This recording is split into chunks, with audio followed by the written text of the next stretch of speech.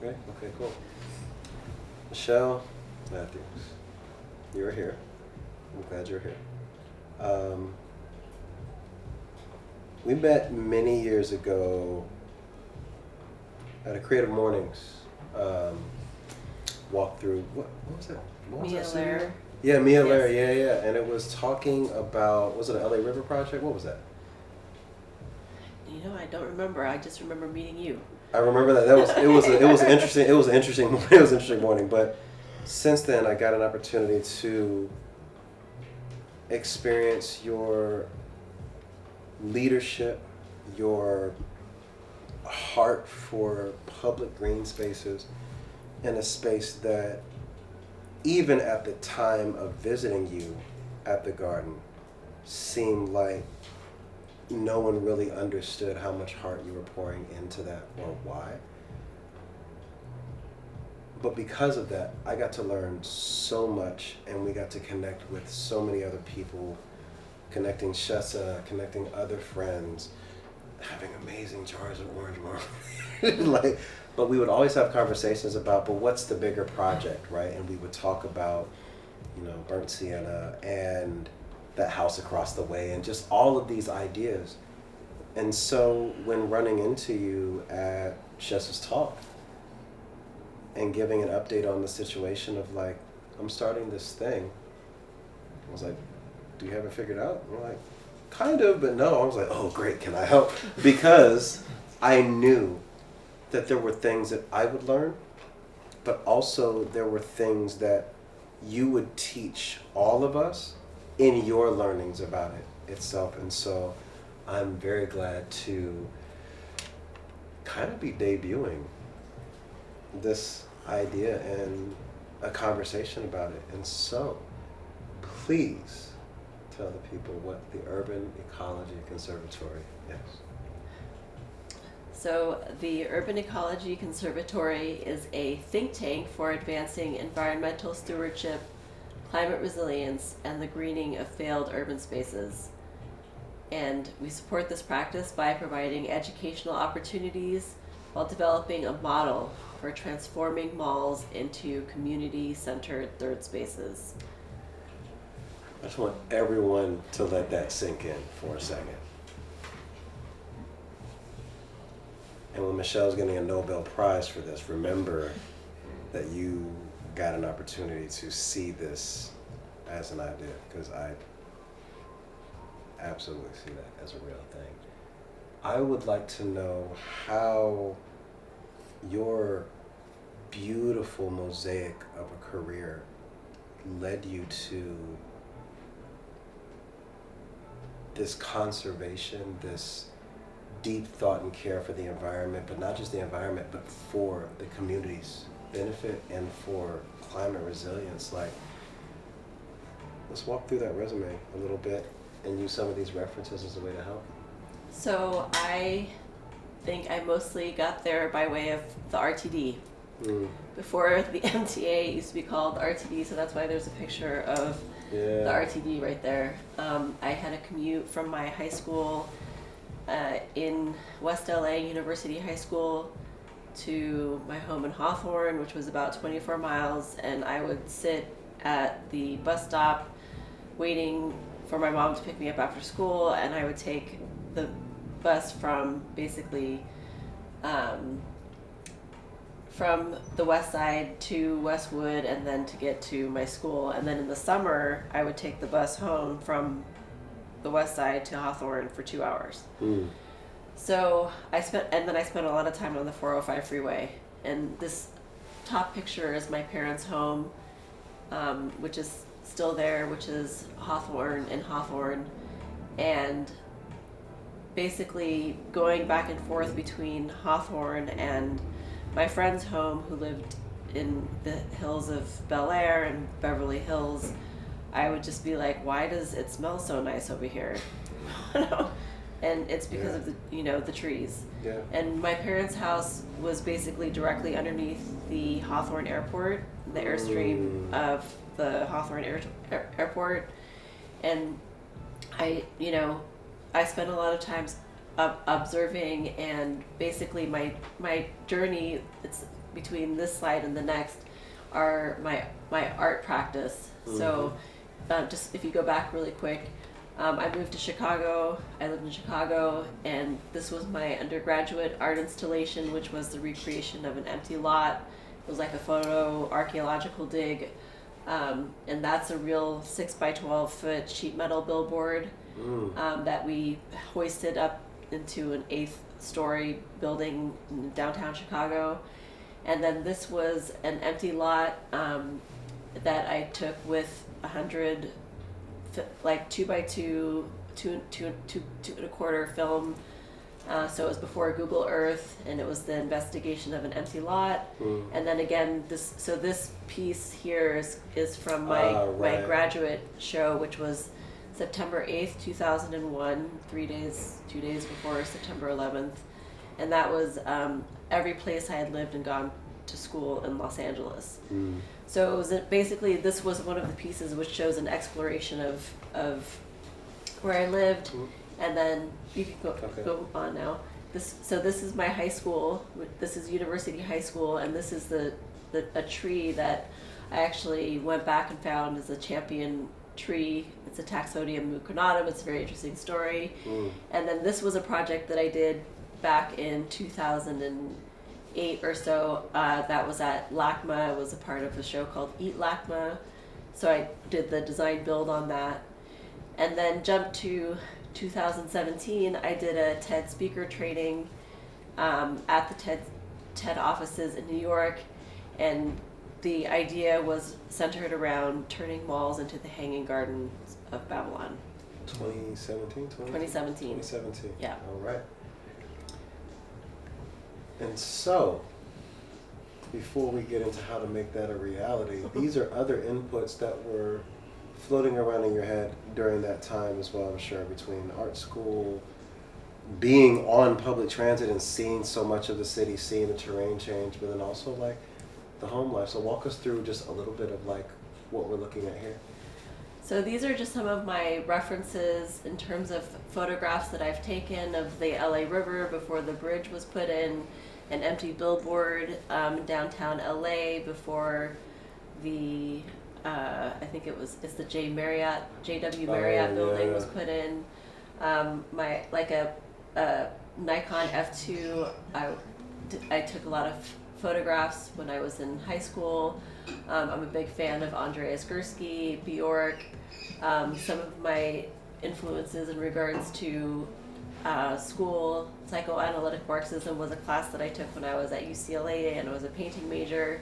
The production of space, something I was reading in Chicago, and I found a lot of this on my own through art. And Karl Blossfeldt, he's a German photographer, just music references, Janelle Monáe, Bjork, the arts and crafts movement. This is Red Desert by Michelangelo Antonioni, where I was looking at postmodern film, and I also watched Shoah at the Art Institute of Chicago, and then just some of my more recent influences, which are like Prentice Hemphill, What It Takes to Heal. I highly recommend everybody read that book. And let's talk about this picture right here. And that's my parents. That's my mom, who was Chinese, born in Vietnam, and my father, who was black and white, who grew up in North Carolina and went on a mission to marry my mom in Vietnam. I mean, he didn't go on a mission to do that. He was a Christian missionary, but ended up staying there, learning how to speak Vietnamese fluently, and then I was born in Iran. Okay. That is a story. Yeah. That is a story. Yes. But it also makes sense for a lot of the understanding that one way is not the only way. Yes. Being able to see so many, like, these things by themselves don't seem like they play nice, and yet here we are. That feels like fertile ground to be able to have a unique lens of, well, why can't it be that way? Because nothing's fixed. And so when we get to talking about the Highland,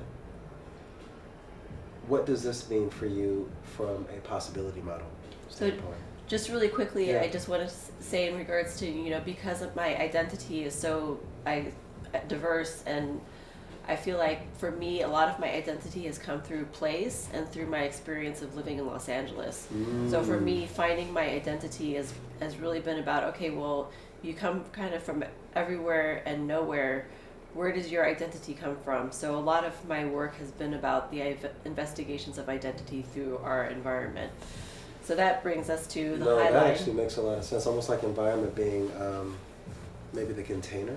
Yes. For it, for sure. Yes. And if it's not a healthy container, then it's not going to hold the identity well. Exactly. Yeah. Yes. So that makes sense. So I've been looking at the Highland for a long time. I find them to be an incredibly inspirational story. You know, it was founded by these two guys, Joshua David and Robert Hammond, in 1999. And, you know, if you've ever been there, it's one of my favorite places. And what is so special about it? It's, you know, this elevated freight railway that they were thinking about taking down. And instead they turned it and transformed it into this amazing public space, an elevated park, in 2007.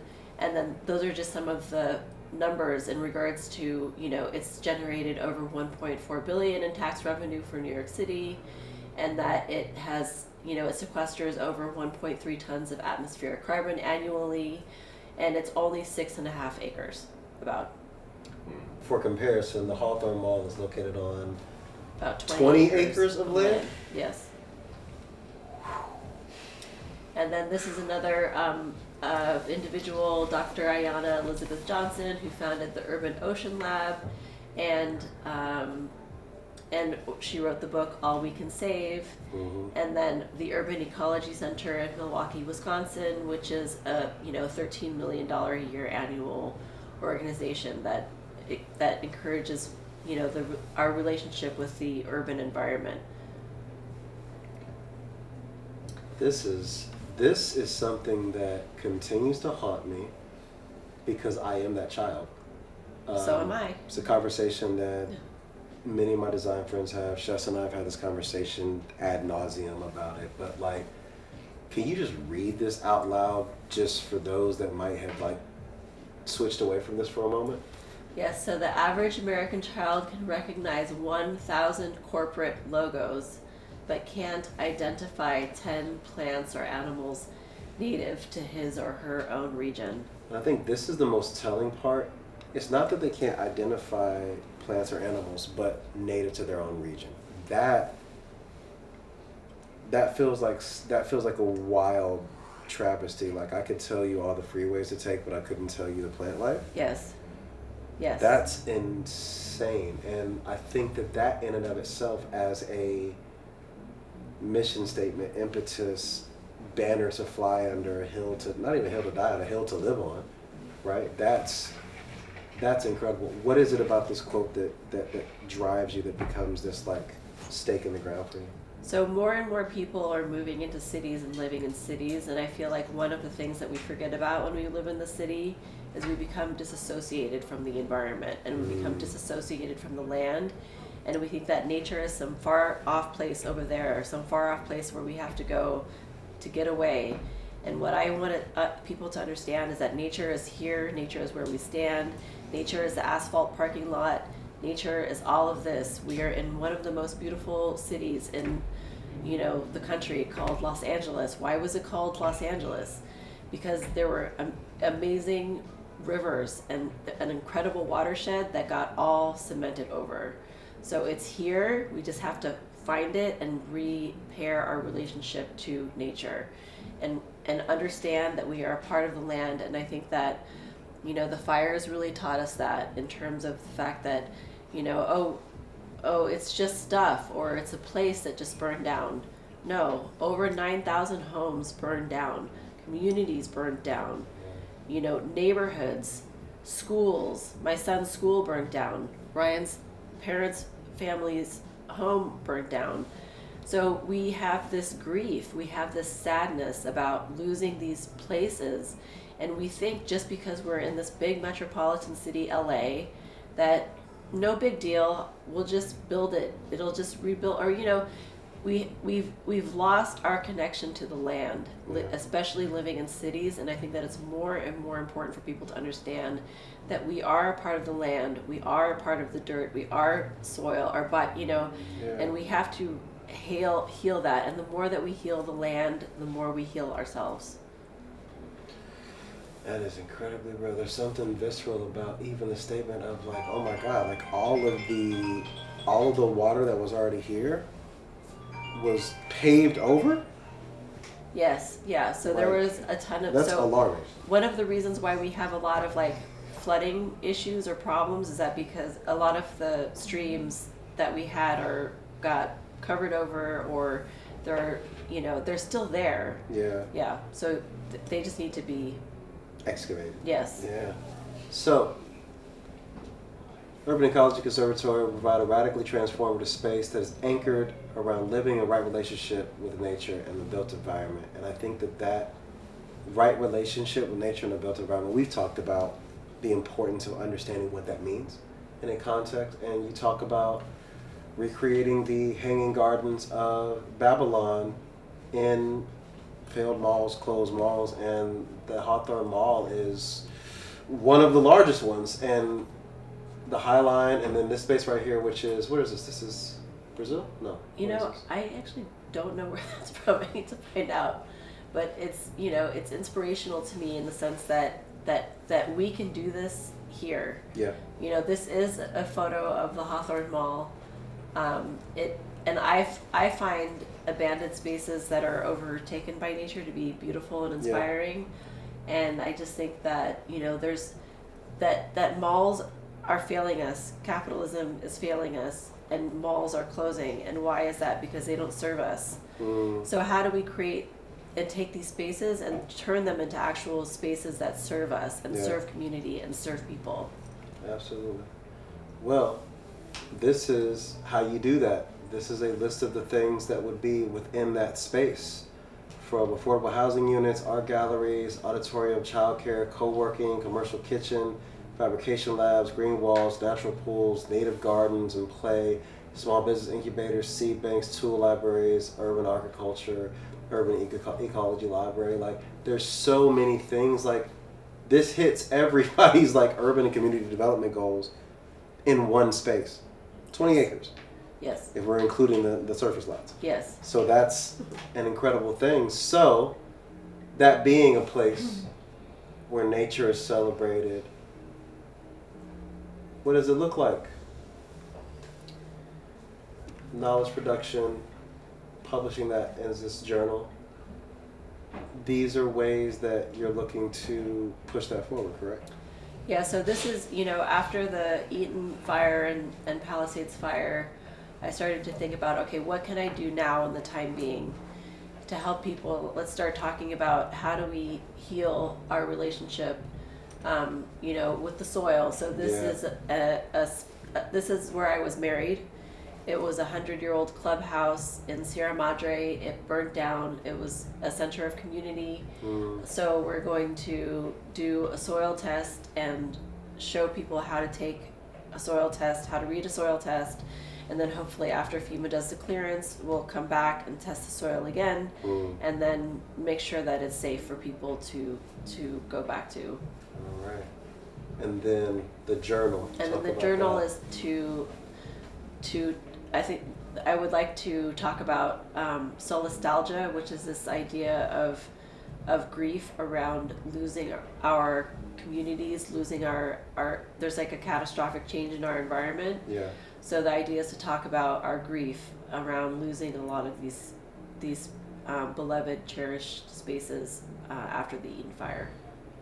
I think all of this is, not only is it profoundly impactful for the future, but to your point, it's looking to the future, but then what can we do right now, which makes a ton of sense. So looking at this space, like, this is it.